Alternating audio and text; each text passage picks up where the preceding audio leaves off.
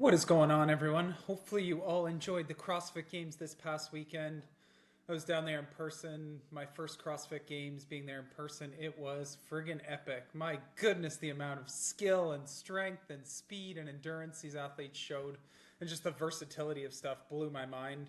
I was down there supporting a number of the Brood athletes who I work one on one with for their endurance. So, like Dallin, James, Jason, Emma. So, really good haul over the course of the weekend there. And while I was going through a bunch of the events to give them some feedback, I felt like I should just fully nerd out on the endurance specific events from the CrossFit Games that just passed and go through a little bit of what I saw across specific events and the demands as well as specific athletes. So I'm going to go through what I saw in terms of what people who did well in specific events had in their toolbox that allowed them to be successful. And then I'm going to go through the men's and the women's fields and take a little bit more of a deep dive around who finished where and some insights that I see. And I think lots of coaches and athletes will probably take away some good stuff from this to help improve their athletes' training. I love this endurance stuff. You can follow me on Instagram, Mark Cullen. I love chatting about this stuff all the time. So let's jump into it. So I identified sort of 6 events that I thought were very endurance specific and thought were interesting across the weekend. The first one was the ranch run. This was a really cool one that they ran 4 laps around the ranch, super hilly course.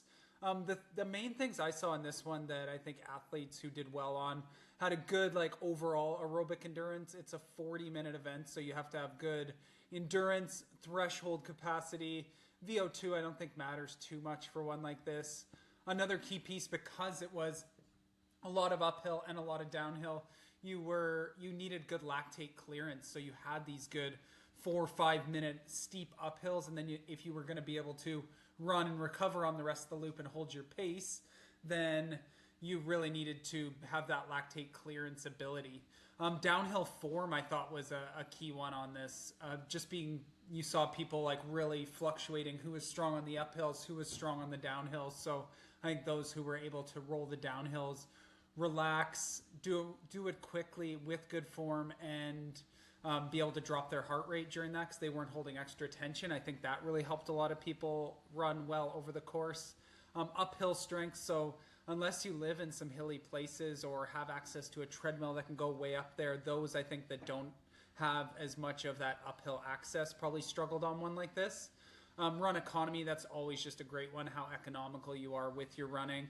And then for a hilly course like this, you can't talk down the fact that size does matter on this. So maybe a slightly lighter, compact athlete is going to have to carry a little less up the hills than a bigger athlete on this. And then pacing was a massive part of this. We saw everybody go out really hard on the first loop, and those that did well in the event just sort of found their rhythm in 2, 3, and 4, lap 2, 3, and 4, and were a lot more steady on those sections and barely fell off versus the people who really plummeted downward, losing like a minute per lap, and we really saw them fall off big time.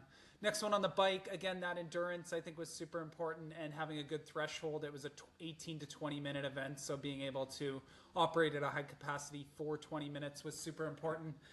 In the pack dynamics, if you were in one of the packs and there was drafting and stuff going on, again, there was probably surges, so having that lactate clearance ability, super important to have in there as well. And this was cool because there was some key technical skills people needed to know. First, the race started with a run to the bike and a flying mount. So those who missed the pack may have never got on the pack. And we knew the pack dynamics were going to play a huge part in this because you're going to go faster as a pack, especially if everyone's working, and be able to distribute some of the effort if you drop back to second, fourth, sixth position and everybody's kind of rotating turns on the front.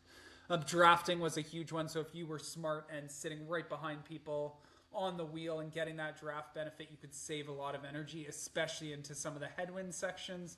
And then the finisher to it was kind of people's sprint ability. So how well did they manage all of that sort of drafting, and also how well they managed their energy over that time, and also just the ability they had in terms of a maximal sprint on the bike. Had they practiced that? Did they get in the right gear? Next one from the swim.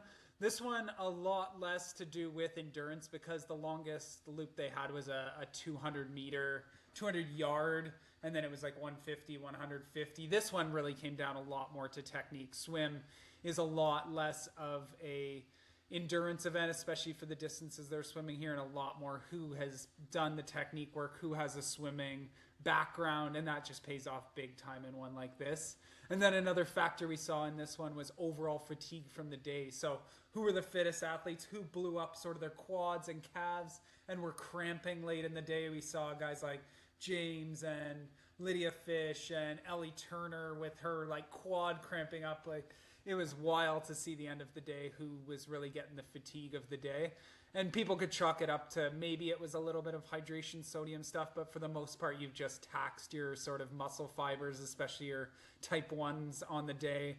And then you're kind of relying on the less efficient type 2 fibers. And in a sport you're probably not very efficient at. And then you're just going to be cramping up and stuff like that when you're pointing your toes and the calves are kicking in there. If you're being inefficient with your kick and jumping out of the pool and squatting and doing burpees, that's going to really exacerbate something like that. Another one I threw in there that I think will be interesting to dissect in the next section, because there was a bit more strength and endurance, was the run hang clean. So Emma Lawson won that one. And I think just people's ability to run under the fatigue of those hang cleans and how much those hang cleans took out of them was super important. And then combine that with some run endurance was obviously important. But I think we'll see in that one, it was more of a strength combined with running as a smaller aspect of it.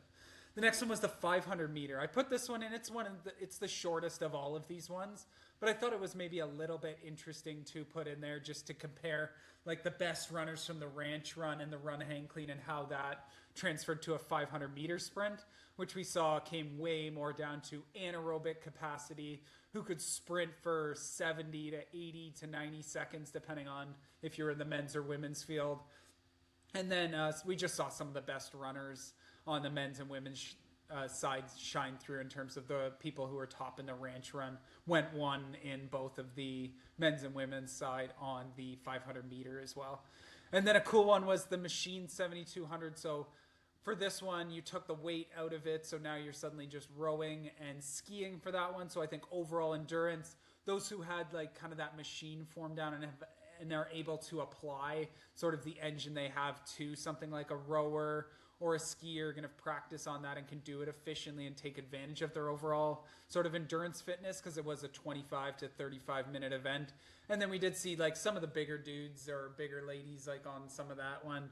Like they do get a bit of an advantage on there, where one like a ranch run or a run hang clean, they actually have to run and carry their weight across those ones. So it changed up a little bit, but I think that one was an interesting mix of everything going on in that one. So cool. Let's dive into the men's and women's. So let's dive into the men's and women's here. I also opted to skip the Echo thruster because it was only a 6-minute workout, and I felt like the thrusters were a bigger part of it and it was less of an endurance event. Let's start with the women here. So let's start it up with, so when we're looking at this, how I mapped it out was, I got everybody's name along the side. Currently, they're ranked by how they actually finished the CrossFit Games in like overall, not just endurance. I put everybody for those 6 events by their placing in the endurance event. I highlighted the top 3 in each of those. And then on the far side here, what I did is the more 4 aerobic events, so the ones that weren't essentially the run hang clean, because I felt like that was a bit of a strength and endurance test, and then the 500 meter that I felt was more of just a sprint. I did a little bit of analysis of where people finished on average in those 4 events and where that differed versus where they finished overall, so we can get a bit of a picture of how much did endurance play into this. Could the endurance have helped raise their level up in this competition? And then I also did it for all 6 of them as well. So where they finished on average across those 6 events and how that played into their overall pacing. So I'll go through a little bit of some of the individual events, their final placing, and then talk a little bit about running specifically, the machines versus the on-foot events, how the hang clean played into the results, and then maybe talk about some individual athletes and some things I noticed there. So I think the big thing that jumps out right away, ranch run, was very interesting here. You see it was actually quite interesting that like Amy Kringle was just so solid across every endurance event. We look in both averages. She averaged an average of third place overall, and that's only because she gets pulled up by the swim event, which is a bit more technical. But she won 3 of the endurance events there. The machine one, she's a little bit on the smaller side of things, so I wouldn't be surprised if she gets beaten a little more on one like that. And then the run, hang, clean, a little bit more mixed with strength. But the pure endurance ones, she was just so dominant on those ones.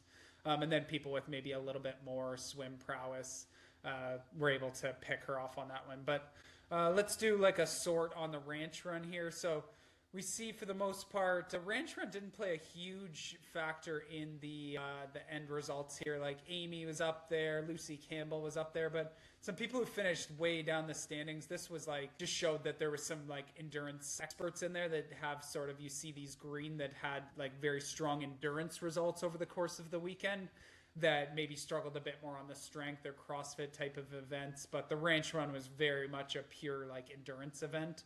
And like kind of those factors I talked about of pacing and sort of lactate threshold and ability to be strong on hills and things like that were super important on that. And then same thing, like you see some of the red ones here. These are just the people who finished kind of at the end of the ranch run. And very few of them ended up finishing sort of top 10 overall, but lots of them in red here who maybe could stand to work a little bit more on their endurance because it could have helped them boost up in the results.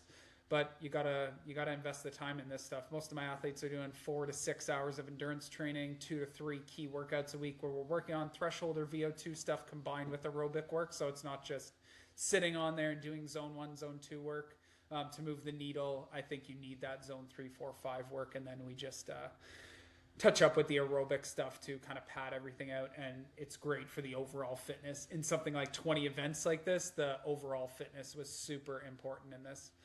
But yeah, it's the people like Haley, Ella were all up there in this section. So that was really interesting.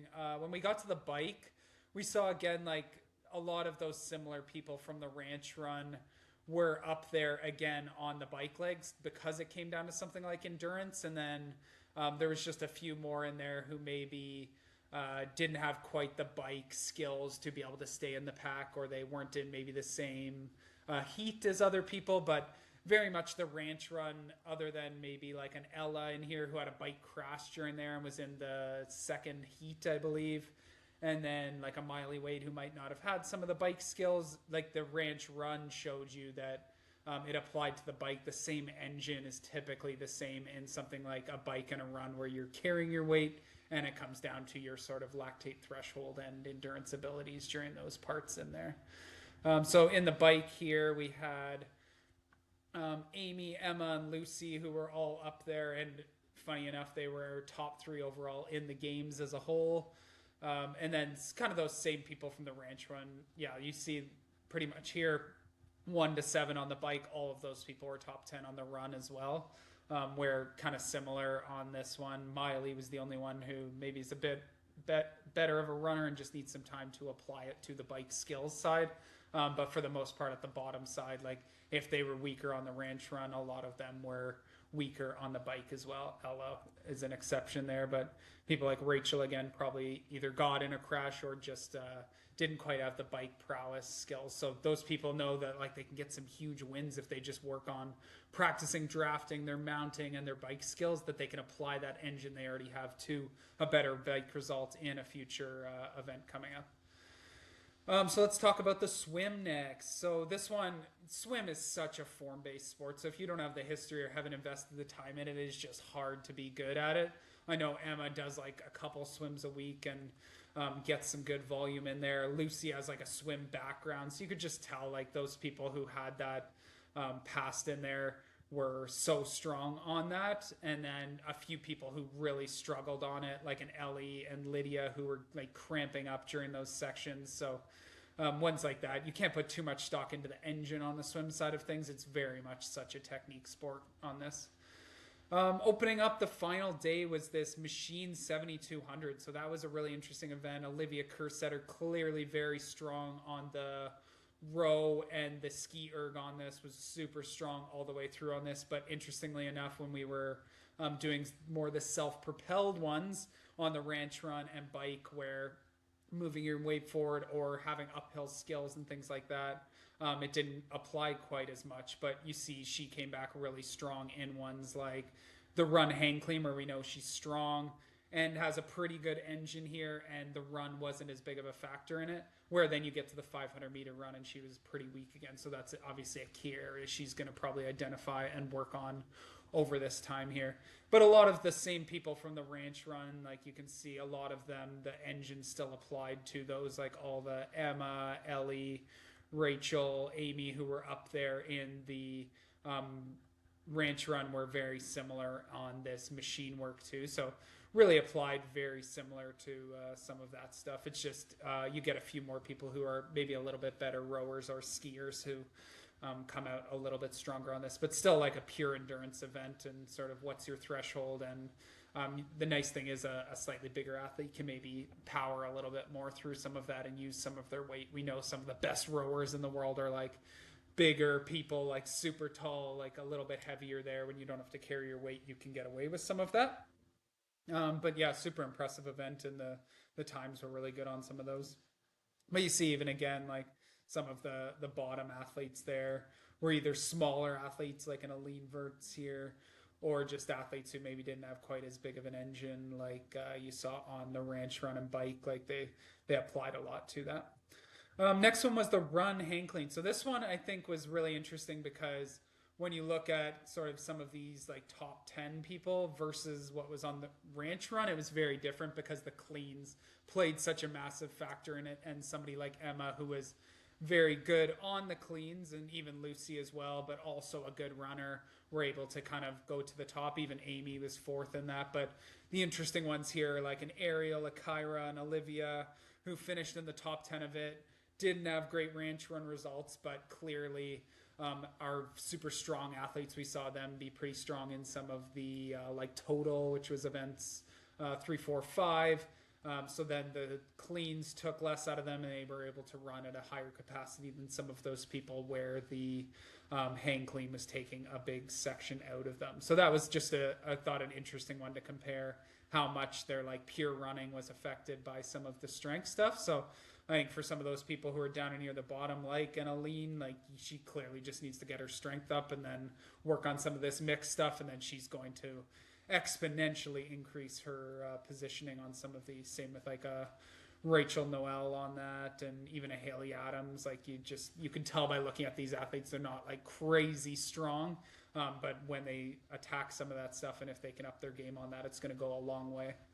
Last one I wanted to touch on was super interesting, was the 500-meter run. So this one just kind of jumbled up what people had on the ranch run, and those with like a track background or just had that like anaerobic top end, or were just like really good pure runners, kind of rose to the top of this one. So you could see like some people with some of that great run form, like an Amy Kringle and Aline, like they just flew on that 500-meter one, where some people like maybe a Lucy Campbell or even like an Emma down there in 10th was similar to their ranch run result. But again, we still saw sort of like some of those weaker just runners as a whole from the ranch run almost had the same result in the 500. So that's just telling me some of these people need to work on like all the way through from the top end to the aerobic base, including that threshold and VO2 work. That they just got to improve all of their running, and it's going to be well worth their investment in terms of moving up in future events on these. 500-meter was the only one in here that was a 50-point event, where all of these others were key events at 100 points. So maybe the 500 wasn't quite as important to touch on, but we know like with running, if you get that ceiling up, you have more space to bring everything in behind it. So never hurts to have that top end. I have my athletes work across a wide range of different zones, all the way from zone 2 up to zone 5, 6 type of stuff. So I think having that balance is super key. Let's do this next section where we compare a little bit of how their average was across all of these events. So let's just fix this up here. So interestingly enough, let's look here at the top people. So in terms of like across some of those like very aerobic events, we saw It clearly was quite important in this because people like Emma, Amy, and Lucy all kind of rose to the top in terms of their endurance averages during this section. Just going to resort this here. Sweet, that's better. What I did is some of these green ones showed that, like, Haley, for example, was an average of 5th place across those first 4 endurance events, but that was 7 places almost higher than her overall placing in terms of finishing like 11th in the games. So there was actually, 5.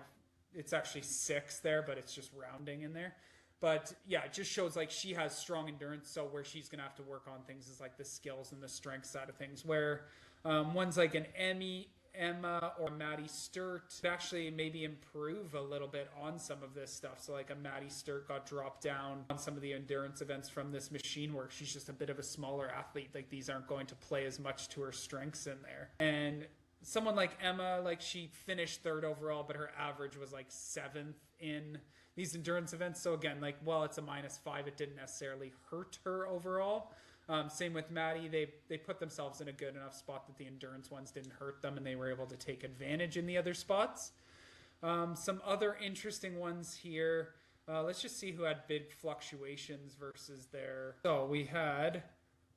Let's talk a bit about a few who could maybe stand, especially on this pure endurance stuff, to up their game a little bit. So someone like Alex Gazan finished 4th overall. Her average on the endurance events was 15th place. So especially that ranch run and that bike, she gets those up, and that could be like a podium finish for her probably. Kyra, definitely, we know she's a super strong athlete.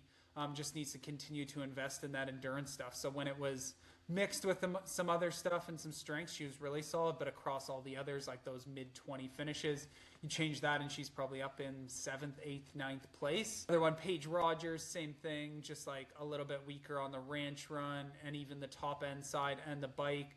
Pretty good swim, so she had that form down. But again, she finished 8th. Her average on these endurance events, 17th. Same thing with Olivia Kersetter. Just needs to get that running down, and then she is going to be like in a seriously good spot. She just clawed herself up to 6th at the end of the weekend.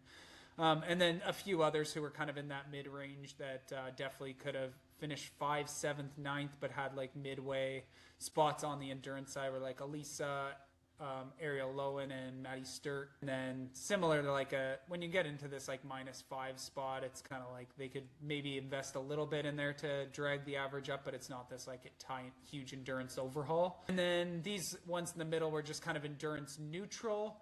But let's do the ones who were maybe a little bit endurance heavy and need to go work on the other side of things. So ones like that was Janie Chevry. So she actually had quite solid endurance results across those top 4. So like just outside the top 10 on those two. Pretty solid spot mid-pack on the bike, even a decent spot in the machine. But if she can start to get those up, she'll be in a pretty good spot. Rachel Noel was another one here where... her average on the endurance events was 12th, but she finished 23rd overall. So just clearly needs to get that strength up and probably skills stuff in the other side on those CrossFit type of workouts. And then just a few others in there. Lucy McGonigal, we can't put too much into hers because she's getting dragged down after she had that injury. Ella's gets pulled down a little bit because of her bike crash in there. Haley, we know, is just an endurance weapon, finished just outside the top 10, but an average of 5th on the endurance events. She knows where her focus needs to be over this next bit. Same with an Aline Vert. So Coach L is going to have his work cut out, getting the strength up on those ladies, but once he does, they're going to be in an awesome spot. Same thing with Erica Folo. She finished 28th, but was more like a 23rd on some of the endurance events, so those helped bring her average up. And then those in the middle were just kind of the same. I won't go over too much in terms of how that changed over the 6 events. I think we kind of get the point in terms of some people with some of the anaerobic capacity side who jumped to the top on some of the sprinty stuff or mixed with the strength, the hang clean. All right, our next look is at the guys' side of things. So James Sprague was 1st overall, Dallin in 2nd, Jay Crouch finished 3rd overall. So let's dive into it. So we'll start up with the ranch run here.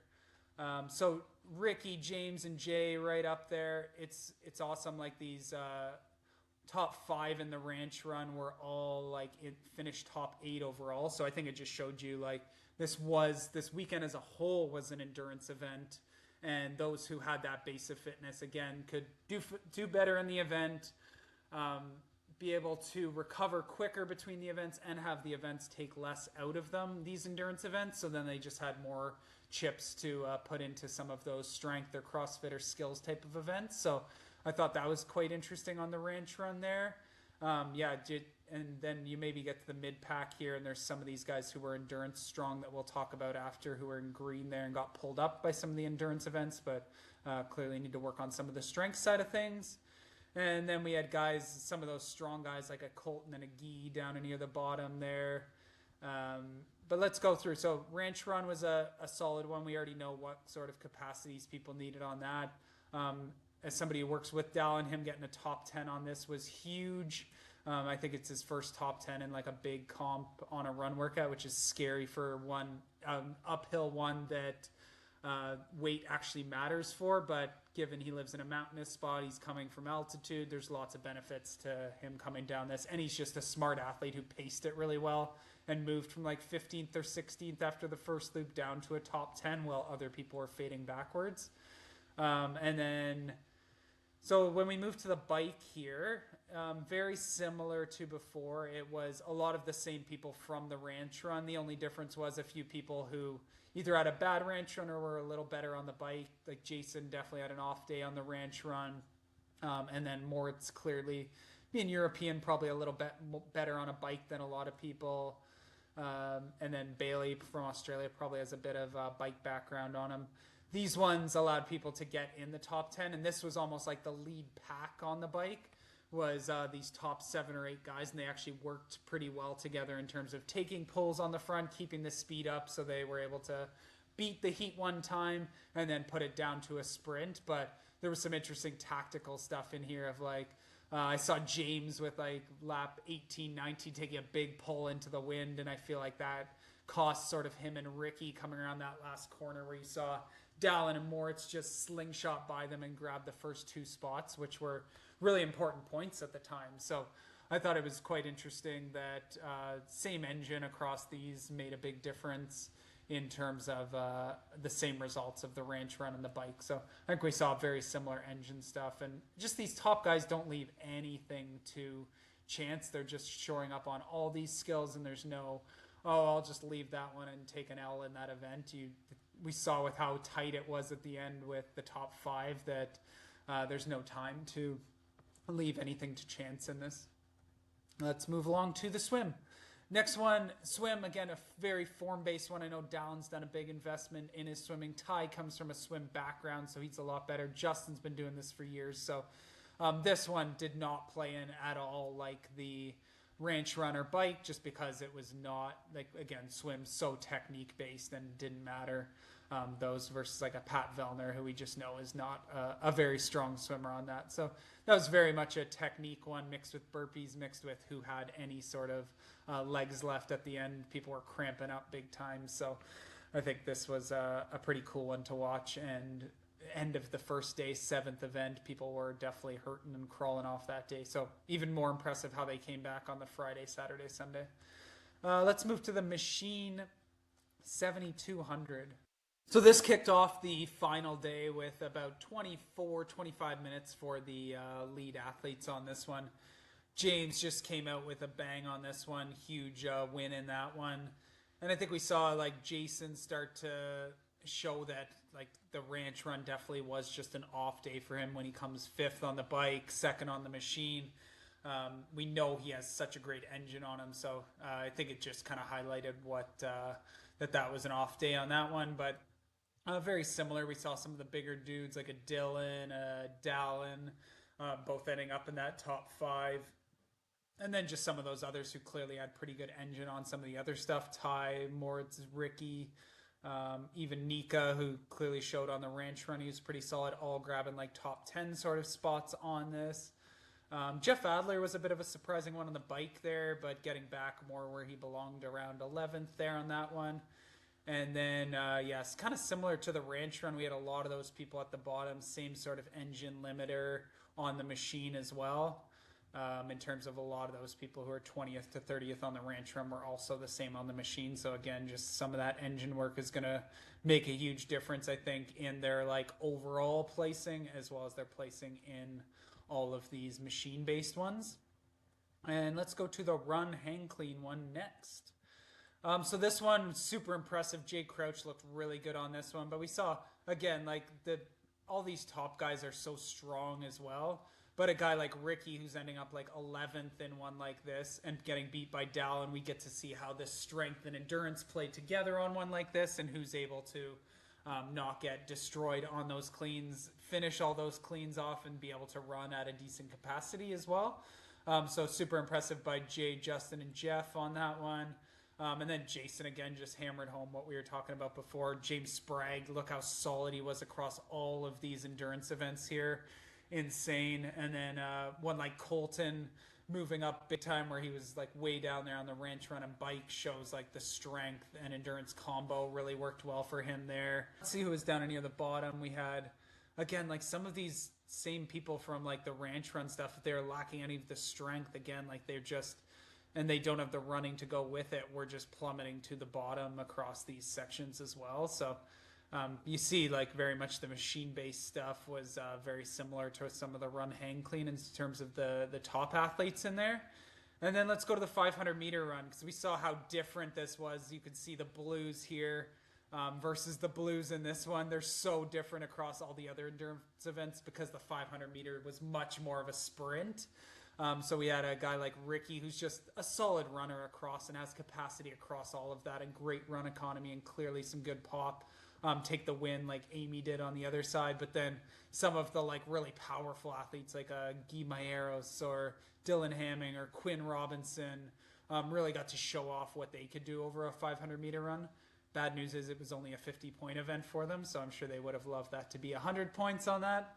And then more down the bottom, we saw like some of the shorter guys like a Colton who just isn't that good of a runner as a whole, like just be it down the bottom on ones like this. And then some of the interesting ones is like it's just so different than an endurance event that you have like a Roman and Austin. We also have to remember this was so tight. Everybody was in like 3 or 4 seconds. So like we saw 0.1, 0.2 of a second that was swinging like 4 or 5. So some people could just be under fatigue of the weekend and could have moved up 4 or 5 spots on this. So it was super tight in this, but ones like even Jason or James ending up in 12th or 13th, it just shows you this was not a pure endurance event and a lot more of a sprinter type event there. So I thought that was super interesting. And let's go to our final section where we look at the average across these like key endurance events there. So James, Dallin, like it's really cool to see these guys had like the best average across the endurance events and also ended up like very close to the top of the leaderboard as well. Like all of these ones who the top 4 averages there were 1, 2, 8, and 5 overall to finish. I is the only one who maybe, let's actually look at mixed here instead. So people who clearly need to work on some of the endurance stuff because it could get them up. I think there's no surprise. Guy and Colton, like averaging 23rd and 24th in these like very aerobic events here, and then ending up like pretty much at the top 10. Like you take those out and they could have a very, very different result in all of this. So probably worth the investment in one like that. Same with somebody like a Bailey Martin who was clearly solid on the bike there, but just lacked it across some of these endurance events here. Clearly has that top end sprint side. So if you can just work on building the LT1, LT2 aerobic side under this, like that's going to go such a long way in getting him from, where did he finish? 13th up into easily a top 10 spot. Like these are investments that could yield big money for these guys. Velnert's last one. Even like Jay Crouch ended up 3rd, and his average on these was like a 10th on the endurance events. He seemed to do really good on the first 2, but then getting that swim up and that machine work up is going to make a huge difference for him. That could have pushed him like up closer to a Dallin and James.